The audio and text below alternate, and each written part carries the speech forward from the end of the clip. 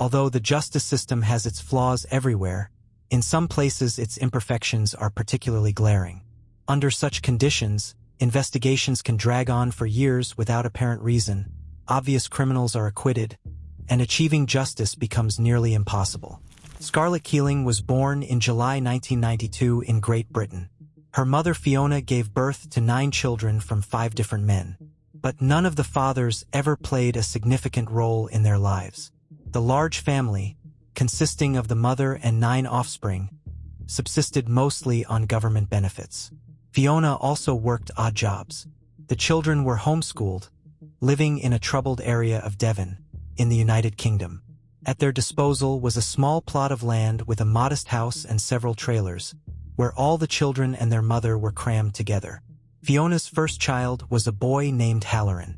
At the time of the tragic events, he had turned 19 years old. 2 years later, Silas appeared, and 2 years after that, the third child was born, a girl named Scarlett. These 3 were from Richard Keeling, a man of Libyan descent who worked for a construction company. When the parents' relationship was just beginning, they both lived near each other in Hertfordshire. But shortly after their daughter was born, they separated. Next, 2 girls were born, Marilyn and Kiss. The age difference between them was barely over a year. When the tragedy occurred, the first was 13 and the second was 12. Their father, Chris Osborne, was involved in trading at the time of their birth. But this relationship didn't work out either. Next, Isaac and Kate were born, who were 10 and 9 years old respectively at the time of the tragedy. It turned out that their biological father was Paul, a market trader who accidentally met Fiona during her trading in London. There she sold army gear, while her latest lover sold ceramics. Their relationship was short-lived, but it was with Paul that she moved to the Devon area, where she lived until the moment of the tragic events we are going to tell you about today. It was a provincial area with much more spacious housing for such a large family. The mother wanted to expand the space for the growing generation. After moving to Devon, the relationship with Paul continued, but they were doomed to fail almost from the very beginning. The couple had disagreements and serious conflicts. They continued to live together only for the sake of a roof over their heads, completely refusing to pay rent. Of course, eventually the story's protagonists were evicted. It was then that the relationship with Paul ended. Later, Fiona had 2 more children, Trinity and Aurora, born a year apart. The large family was forced to cram into a small apartment provided by the state. During this period, she met a man named Adam Foster, who worked as a contractor laying floors. The last 2 children were from him. But this time, the relationship didn't last long either. After another breakup, Scarlett's mother found herself a single woman with 9 children in her care. She mostly homeschooled the growing generation, although from time to time they did start attending public schools when circumstances were favorable for the family. During this period, everyone described the Keelings as decent, polite, and tidy children who demonstrated their abilities and did not arouse any suspicion that their mother might be treating them badly. Time passed, the teenagers grew up, and not in the most favorable conditions, given their life circumstances. Fiona did her best to give them everything they needed, but supporting 9 children alone is an almost impossible task. Fiona herself was repeatedly caught consuming alcohol or drugs. She tried her hardest to protect the growing generation from these harmful addictions, but they could only afford to live in marginal areas where the local contingent left much to be desired and many used prohibited substances. The residents set a bad example for her children. Scarlett grew up and began to show interest in the forbidden aspects of life. Fiona knew that her daughter had smoked pot a few times. Some of Scarlett's friends said that the girl often ran away to raves, where she hung out, including in dubious company. She often smoked marijuana and drank alcoholic beverages. According to her mother, Scarlett looked older than her age. At the age of 14, Scarlett began dating boys. Fiona found out about this and insisted that her daughter visit a free clinic and get contraceptives. Despite the difficulties the woman faced in her life, she still sought to protect her children from troubles and early pregnancies. According to those close to her, Scarlett was an active and cheerful girl, a beauty who attracted a lot of attention. She loved horses and swimming, dreamed of joining an artistic troupe and devoting herself to creativity. In 2006, a man named Rob Clark appeared in Fiona's life. He was wealthier than the woman's previous chosen ones. A year later, the couple began to make plans. They decided to go on a trip with the children and chose India. Their intention was to visit the famous resort of Goa and stay there for a long time, to explore the country for about half a year. The choice fell on Goa for a reason. Rob had been there more than once and was in love with this resort. For Fiona, Rob's proposal came as a real surprise. She had never left the country before. So this adventure was to become a huge adventure for the entire Keeling family. The woman hesitated for a long time, and it was not only the trip itself that worried her. The long journey required a considerable sum of money. Fiona's eldest son decided to stay in Britain due to problems with documents. So they had to feed 8 children and 2 adults for at least half a year. The woman did not want to depend entirely on the man, so she decided to partially pay for the trip herself. She used her savings, sold some of her things, and also took a certain amount from the allowance. Finally, everything was ready.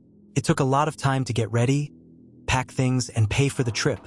The whole family was terribly excited about the upcoming journey. The trip began at the end of 2007. In November, Rob, Fiona, and their 8 children set off for Anjuna in Goa. This was the first stop of the planned trip. The place was a quiet coastal town, which is also one of the most famous beaches in the country. Many know how widespread the hippie culture is here.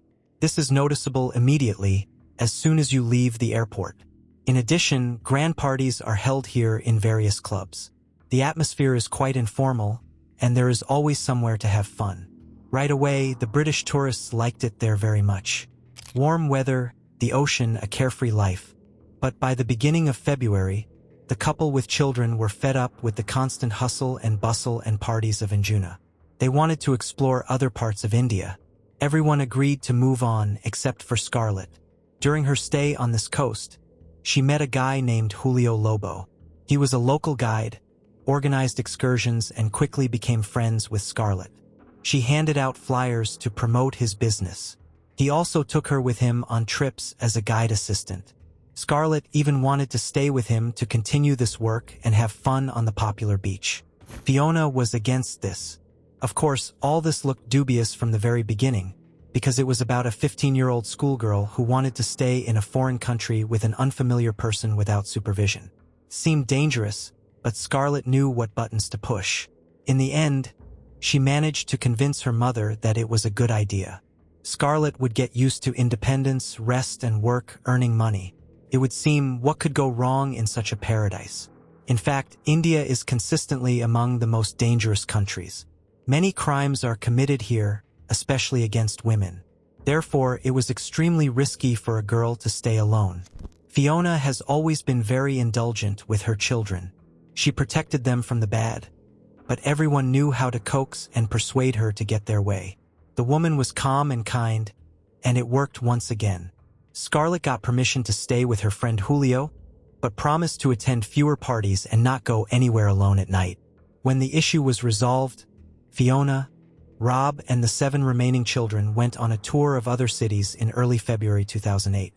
Unfortunately, during this period, the family's life took a real dark turn. In mid-February, a car at a pedestrian crossing hit the family's eldest son, who had stayed in the UK. 19-year-old Halloran was taken to the hospital. The injuries turned out to be quite serious. The doctors notified Fiona about what had happened.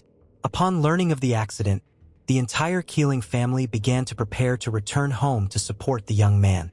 Scarlett met with her family and began to pack her things. On the same day, February 17th, her mother talked to her to orient herself and coordinate their actions regarding the departure. Scarlett wanted to go to a party for Valentine's Day. The woman was against it, but Scarlett still managed to persuade her to let her go to the party under the pretext of saying goodbye to friends. The teenager promised to return by midnight. Her mother let her go, and she left with Julio. At that moment, the woman did not suspect that she was seeing her daughter for the last time in her life, and this party would prove fatal. Until this point, Scarlett's life on the coast followed a standard routine. During the day, she handed out flyers for Julio, and also sometimes accompanied him as a guide. She could serve food and work part-time on the beach. And in the evening, party life began. Having earned money, the 15-year-old Scarlett went to spend it. She worked a lot and rested even more. Scarlett partied until midnight and then returned with Julio to his aunt's house where he lived. The young Keeling quickly got used to such an active rhythm. It seemed that she was satisfied with everything and did not want to leave. The story with the elder brother crossed it all out. It became a great disappointment. Scarlett understood that her brother needed help. She could not leave him in the lurch, so she decided to return with her family. But at the end, Scarlett decided to have a good time. That evening, the young man was very tired and felt unwell, so he decided to stay at home. But Scarlett and Julio's 16-year-old sister, her friend Ruby, planned to go to the last party. During the joint recreation, Scarlett admitted that she had a romantic relationship with Julio. He even bought her a motorcycle. For Ruby, this was a great revelation. At that time, Scarlett had just turned 15, and Julio was 10 years older. However, they did not develop the topic. Anyway, the girls went to a local bar. Then they changed several establishments, in each of which they drank, but in moderation. After midnight, both were going to go home. However, Scarlett was not going to stay at Ruby's house, because her family had already returned for her. She intended to go to her family, so the girls talked a little more and parted on a friendly note. Approximately around 1 o'clock in the morning, they promised to continue to maintain a relationship after Scarlett returned to the UK, and later she planned to return to the resort to her friends. Unfortunately, these plans were not destined to come true. Scarlett was never seen alive again. She never returned to the house where the family was staying. But no one was looking for her at that moment. The mother thought that she was with Julio and would return in the morning. But even in the morning, she was still not there. In the morning, after the party on February 18, 2008, passers-by found the half-naked body of a girl on the beach. They immediately reported it to the police. The deceased was identified as 15-year-old Scarlett Keeling. The mother was notified. The woman, who was already depressed due to her son's condition, almost fainted from horror. She pulled herself together a little and immediately went to the scene of the tragedy. During the initial investigation, the police stated that the body was found floating in the water, so the cause of death was recognized as accidental drowning. Despite the fact that obvious traces of violence and beatings were found on Scarlett, law enforcement officers in India believed that she had simply gotten drunk on the beach, fell asleep and drowned. Of course, the mother protested. She was ready to seek justice. Unfortunately, at this stage, the absurdity of the local justice system began to manifest itself. It took Fiona 4 weeks of daily struggle to get the case reopened and the decision reconsidered. She visited the morgue where her daughter's body was kept, photographed it to have evidence of her words. The woman seriously feared that the incident would simply be hushed up. The grounds were weighty, because the police claimed that it was an accident. They, of course, wanted to hush up the incident so as not to scare away tourists and so that the resort would not suffer. Fiona was sure that the numerous bruises on her daughter's body, including serious injuries in the genital area, clearly indicated a violent death. She also had no doubt that her daughter had been raped. But the investigators justified the partial absence of clothing by the fact that it was torn off by the waves. The police explained the bruises on Scarlett's head by the fact that she hit herself on sharp stones at the bottom. The girl's things, it seemed, were not particularly searched for. Realizing that no one would help with the search, the woman continued to seek justice. She herself spoke with several witnesses and even examined the place where her daughter was found to find some evidence. Amazingly, she actually managed to find what the police had missed, including several items of Scarlett's clothing that were lying in the bushes and quite close by on the beach. The second autopsy, along with a toxicological examination, was carried out a month after Scarlett's death, at the end of March 2008. The results of the analysis showed the presence of alcohol and prohibited substances in Scarlett's blood.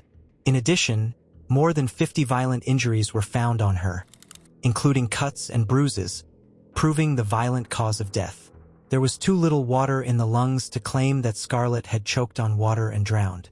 Most likely, it got into the lungs after Scarlett had already died, and they tried to get rid of the body in the water. A more detailed toxicological analysis of the blood revealed the presence of not only light but also heavy prohibited substances. But how could they get into the body if, according to those close to her, Scarlett could only smoke pot at most? Communication with witnesses made it possible to restore the picture of the events of that fatal night when Scarlett left her friend Ruby. The police found a witness named Mike. He was also from London and was vacationing in Goa. The man saw how Scarlett behaved at about 3 o'clock in the morning when she entered the bar. She was very drunk, had difficulty walking, and was talking some nonsense. She fell in front of the entrance, and they helped her up. Scarlett immediately attracted the attention of many men, but the bar owner tried not to let anyone near her. Then Scarlett went to the back of the kitchen. Here she talked for about an hour with 2 Indian men.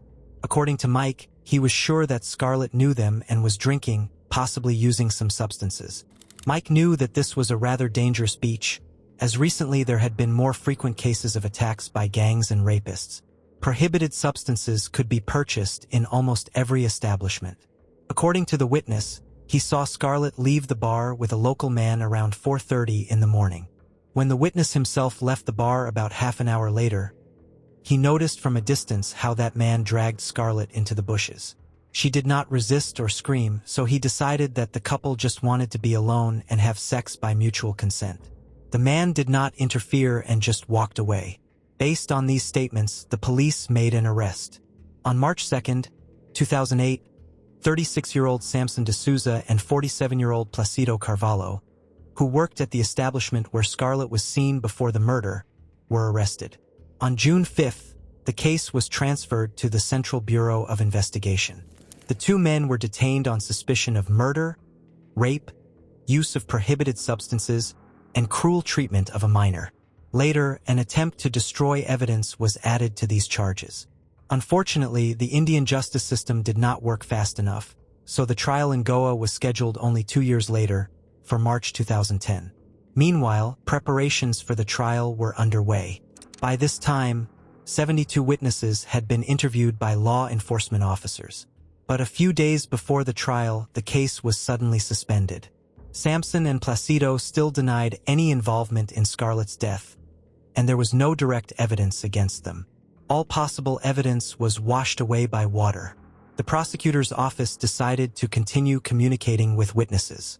By 2013, 30 people were selected who made it possible to more accurately reconstruct the chronology of events on that fateful night.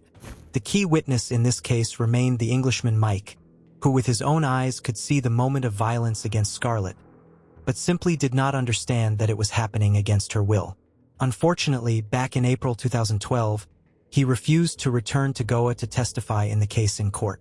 Later, he admitted to the media that he was simply afraid to go to the country where such a crime had occurred, because he feared for his own life. The man was convinced that local gangs were involved in this. Rumors spread that Mike was threatened. Allegedly, the Indian authorities even initiated a criminal case against the man for what he saw that night. As a result, this person's testimony was removed from the case file. He was deemed an unreliable witness. Fiona was shocked by Mike's behavior, openly calling him a coward. In the grieving mother's opinion, the witness could have saved Scarlett when he saw her being dragged into the bushes, or helped punish the perpetrators now. But in both cases, he simply refused to do so. The grief-stricken woman even tried to meet with Mike herself in the UK and record a video with his testimony to provide it in court. But nothing worked. It seemed that even the police were putting spokes in the wheels of justice. They continued to look for ways to blame Scarlett herself for her death. For example, they used entries in her diary, where she said that she was tired of Anjuna and wanted to return home. The detectives believed that this could be regarded as a state of depression, so they referred to voluntary departure from life. Of course, this was an attempt to stop the investigation and close the case, because Scarlett had never been noticed to have mental problems or any suicidal tendencies. No one believed that Scarlett could take such a step.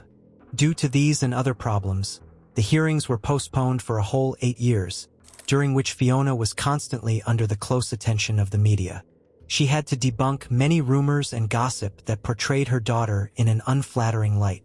It seemed that justice was about to prevail, but on September 23, 2016, Samson and Placido were acquitted due to lack of evidence. Fiona was present during the sentencing and was shocked by the court's decision. After years of delays, the defendants were acquitted. Scarlett accused the police of corruption and intended to refer the case to higher courts. She vowed to continue fighting for justice for her deceased daughter. The lawyers for the acquitted claimed that, from the very beginning, the Central Bureau of Investigation had no evidence. They continued to claim that it was a voluntary departure from life or an accident, completely ignoring the confirmed medical evidence, which included 52 injuries. Most of them a person would not be able to inflict on themselves. The defenders insisted that no one had given Scarlett the prohibited substances. She had taken them herself. Fiona felt real lawlessness. She had to wait 4 years just to get her daughter's body and bury her properly. This was only possible in June 2012. Then the woman counted on a fair court decision. But another 4 years passed before the suspects were released. It seemed that she had lost and returned to the UK with nothing. Suddenly, a few months later, in February 2017, the court decision was challenged. Scarlett lived with her children in Devon, divorced Rob, and continued to build her life. It seemed that the hope of solving the case was completely lost. She entered the fight with renewed vigor. It was possible to prove that the judge openly did not follow the regulations during the hearings and when making the decision. An erroneous conclusion was made. Now both criminals were under investigation again. Finally, the Anjuna prosecutor's office began to seriously consider the version that Samson and Placido had deliberately stuffed the 15-year-old girl with prohibited substances and alcohol, wanting to rape her. Probably, she resisted or was tortured for pleasure. And after the execution, they simply threw her on the coastline of the beach, realizing that in such a state, the teenager would most likely drown. But she died earlier from an overdose and the injuries she received. Before the second hearing, a witness was found who reported that at about 3 o'clock in the morning, he saw Scarlett trying to catch a ride. Apparently, Scarlett was going to get to her family. However, none of the drivers stopped. She went to the beach bar. Here Samson and Placido promised that they would give her a ride after 5 in the morning, when their shift was over. She stayed to wait for them. It was believed that Samson had slipped a mixture of heavy substances into Scarlett's drink to make it easier to rape her. During the reinvestigation, it was also found out that Samson was part of the chain of supplying prohibited substances on the beach. Therefore, he always had a prohibited substance with him. Perhaps, initially, it was this connection of his that allowed him to escape justice, because the corrupt authorities simply did not want to disclose what was happening at the resort. Interestingly, Placido no longer figured in this story. Only Samson remained the main villain. However, due to the friendly relationship, it was believed that he could be the instigator. During the hearings, the defendant's lawyer denied Samson's involvement in the murder and continued to insist that it was all an accident. He whitewashed his client's image in every possible way, but by that time the police had enough testimony and evidence to consider him involved in the brutal reprisal against the teenager. The defender managed to prove that Placido was innocent. He really talked a lot with Scarlett that night, but he left on his scooter home earlier than she was going to go with Samson. The list of charges against Placido was reduced to incitement even before the start of the hearings, and based on the results, the man was acquitted. The charges were dropped, but a different fate awaited Samson. On July 19, 2019, the Bombay Supreme Court found Samson D'Souza guilty on 5 counts, including premeditated murder, rape, inducing a teenager to use heavy substances, and an attempt to conceal traces of murder. Finally, the moment of truth came for Fiona. She achieved justice after almost 11 years of continuous struggle. However, the results were far from expectations. Samson was sentenced to only 10 years in prison. For a brutal murder under aggravating circumstances, the sentence seemed too lenient. However, given all the circumstances, 55-year-old Fiona was glad even for this. Her efforts were not wasted in vain, and the criminal received his deserved punishment after 11 years. Despite the decision made, Samson continues to insist on his innocence. In fact, Fiona fought not only for justice for her daughter all this time. During the decade that she tried to convict those guilty of her daughter's death, She found herself under the close attention of the courts, as well as the guardianship service, which criticized her actions very much. The possibility of depriving Fiona, as an unworthy mother, of custody of all minor children was considered. But this was not the biggest problem for the family. Even before the last trial of Samson, Fiona's eldest son died. 28-year-old Halloran Keeling was found dead at a temporary accommodation point after taking a large dose of morphine. Fiona stated that her eldest son was very close to Scarlett and could not survive the rape and murder of his sister. All these years he blamed himself for not going with his family to India and not being able to keep Scarlett safe. And now he was also very upset that his sister's murder had gone unpunished for so long. A big blow to Scarlett's reputation was dealt by her mother's cohabitant Rob, who was on the same trip with the family. He provided completely opposite information that did not correspond to what the murdered girl's mother said. According to him, by the second month of staying in Goa, Scarlett had spent all her money on pot and alcohol, after which the whole company was surviving, eating a bowl of rice a day. According to him, Scarlett smoked pot freely, just in front of her mother, sisters, and brothers. In addition, he reported that Julio almost forcibly took Scarlett away a few days after they went to another beach.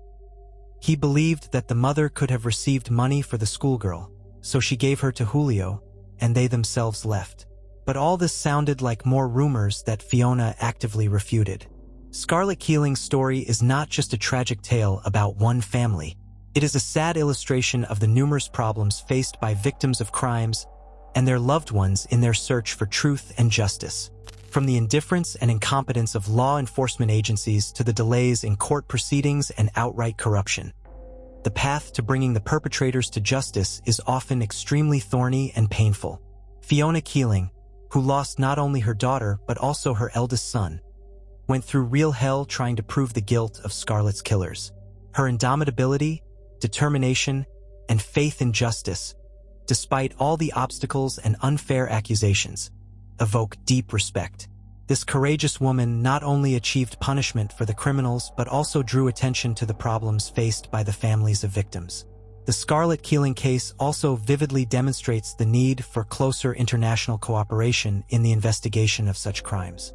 After all, when it comes to people's lives, borders and jurisdictions should not stand in the way of justice. In addition, this story highlights the important role of the media and public attention in the fight for justice. It was thanks to the publicity and indifference of people that Scarlett's case was brought to an end, albeit not without difficulty. The memory of this bright, cheerful girl will live not only in the hearts of her family and friends. Her tragic story has become a kind of symbol of the struggle for the rights of crime victims, a call to reform the justice system, and a reminder of the value of human life. And although the punishment that befell Scarlett's killer can hardly be called fair, it still gives hope that thanks to indifference and persistence, evil can be punished. We believe that by telling stories like the Scarlett Keeling case, we not only honor the memory of the victims, but also encourage people to think about the deep-seated problems of our society. And if this story made you empathize, be indignant at injustice, and strive for change, we invite you to subscribe to our Crime channel. Here you will find other touching and instructive stories that, we believe, can make our world at least a little better and fairer. After all, only by uniting our efforts and voices can we achieve real change and build a society in which the rights and dignity of every person will be protected.